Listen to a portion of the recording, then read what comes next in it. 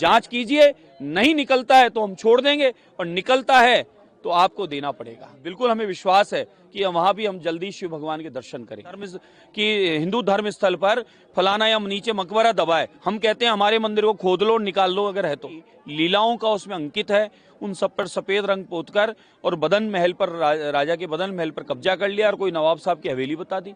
अरे इतिहास को झुठला दोगे क्या? और पेट में दर्द है तो वो पेट दर्द अपना दिखा दे, बाकी जो हमारे धर्म स्थल है प्राचीन उन्हें वापस पुनः जीर्णोद्धार की आवश्यकता है। और हम तो कानून नियम पर चलने वाले लोग हैं साहब। अयोध्या राम मंदिर का 500 साल इंतजार किया ही ना।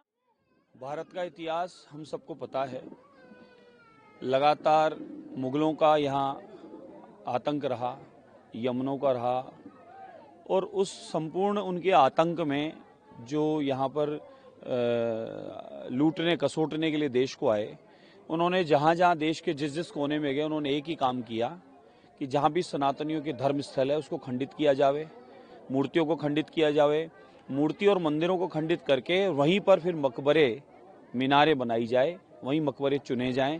हालांकि कुरान के माध्यम से ये चलें तो इनके यहाँ पर किसी भी मकबरे की पूजा करना या उसका निर्माण करना वो मना है।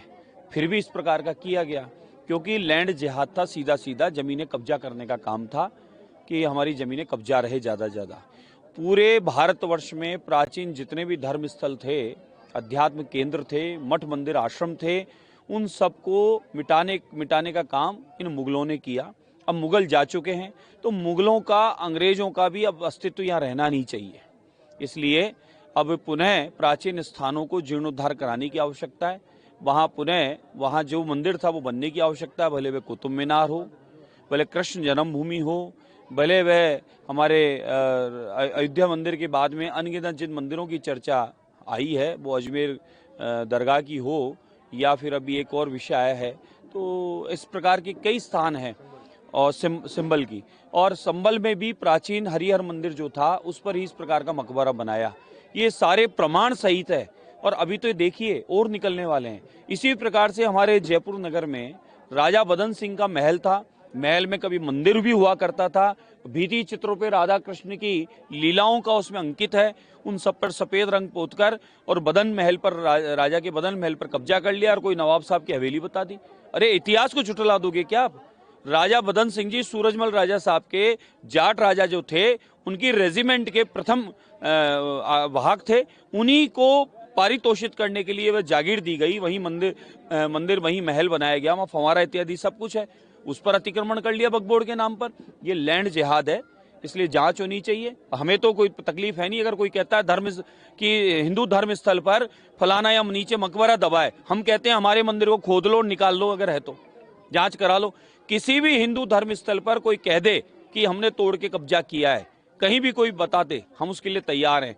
लेकिन मुगलों ने किए थे ऐसे कार्य, अब मुगल जा चुके हैं तो किसी को पेट में दर्द होना नहीं चाहिए, और पेट में दर्द है तो वो पेट दर्द अपना दिखा दे, बाकी जो हमारे धर्म स्थल है प्राचीन उन्हें वापस पुनः जीर्णोद्धार की आवश्यकता है। और हम तो कानून नियम पर चलने वाले लोग हैं साहब। अयोध्या राम मंदिर का 500 साल इंतजार किया ही ना। हमें खुद को बनाना तो बना लेते, लेकिन हमने कानून पर विश्वास किया और कानून का फैसला हमारे पक्ष में आया तो ही हमने अयोध्या राम मंदिर बनवाया। यहाँ भी हम लोग चाहते हैं कि यहाँ भी कानून नियम के माध्यम से जांच हो। अगर यहाँ प्राचीन मंदिर है, भले वो 2.5 दिन के झोपड़ा स्थान हो अजमेर में, या फिर ये दरगाह हो, या फिर हमारे संबल वाला हो, या फिर हमारे कुतुब मीनार के में 10 तीर्थंकर भगवान का मंदिर और एक मंदिर वैष्णव समाज का हो, और कृष्ण जन्मभूमि जहां भगवान का जन्म हुआ वही जन्म स्थल, वह जेल जो उस मकबरे के भीतर में है, वही काशी विश्वनाथ जो वापी ज्ञान वापी इस स्थान पर है। ये सारे पुराने हमारे प्राचीन स्थान हैं जिनका उल्लेख शास्त्रों में प्रमाण है, और उसी आधार पे हम लोग मांग करते हैं जांच कीजिए, नहीं निकलता है तो हम छोड़ देंगे और निकलता है तो आपको देना पड़ेगा। तो कानून नियम पर चलने वाले लोग हैं, हम पूर्णतः इंतजार करेंगे और हम बिल्कुल, हमें विश्वास है कि वहां भी हम जल्दी शिव भगवान के दर्शन करेंगे। महाराज जी, एक और मेरा सवाल था, आप चूंकि संत समाज से ताल्लुकात रखते हैं, संगठन भी आपका चलाते हैं आप संत समाज का, बांग्लादेश में जिस प्रकार से हालात है, उन हालातों के बीच अब आपको क्या लगता है कि कोई चीज़ ऐसी होना चाहिए, क्योंकि वहाँ पर लगातार जो हिंदुओं पर और संतों पर अब आक्रमण होना शुरू हो गया, उनको जेलों में डालना शुरू हो गया। ये बहुत ही चिंतनीय विषय है और मैं तो सभी सनातनियों को पूरे देश में आह्वान करता हूं कि बांग्लादेश की स्थिति आपके सामने है, केरल की स्थिति आपके सामने है। पिछली कुशासन जब कांग्रेस का राजस्थान में था तब उदयपुर की स्थिति आपके हमारे सामने थी, और कई जगह भले मालपुरा क्षेत्र का मामला हो, कई जगह जब भारत में सनातनियों को इस प्रकार से चुन चुन कर नुकसान पहुंचाने का प्रयास किया जा रहा था, तो सनातनियों के लिए अब कौन सा स्थान सुरक्षित है ये देखने की बात है, और कौन सरकार उनके साथ है ये भी सोचने की बात है।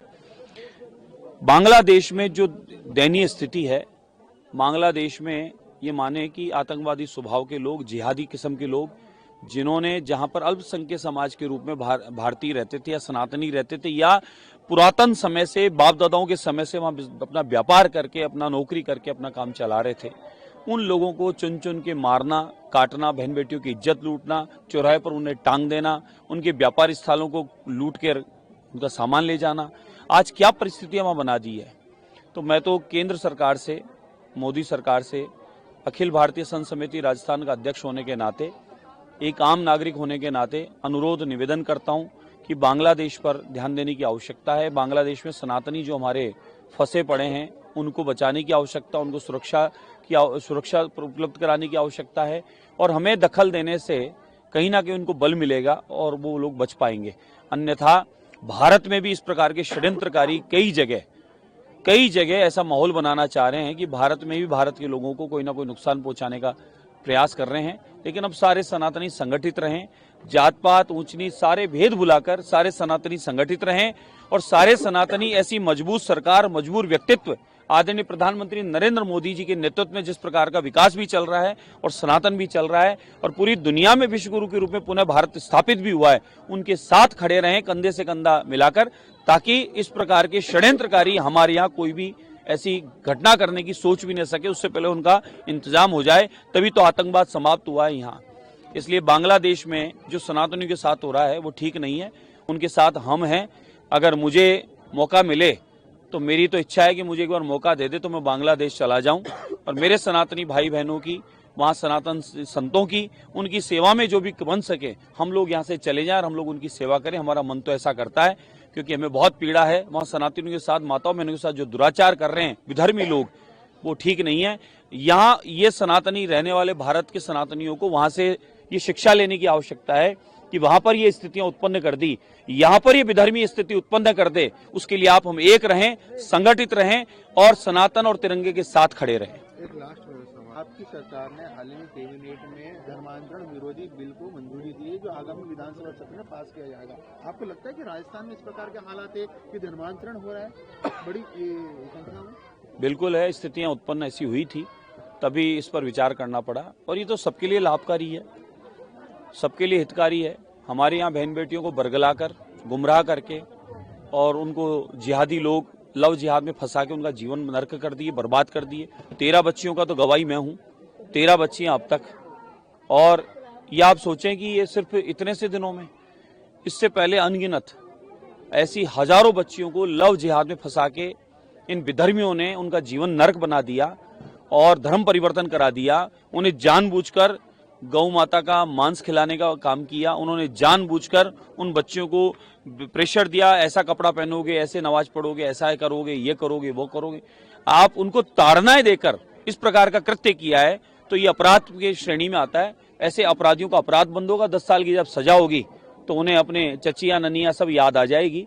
इसलिए कहीं ना कहीं इस कानून की आवश्यकता थी जो आ रहा है। अब आगे मैं उम्मीद करता हूं कि इस कानून के बाद में यहाँ जिस प्रकार से बहुसंख्यक समाज का कुछ क्षेत्रों से पलायन हो रहा है, तेज गति से मकान बिक रहे हैं, इस पर भी कानून आएगा जिससे कि वहां पर इस प्रकार का अनुपात न बिगड़े।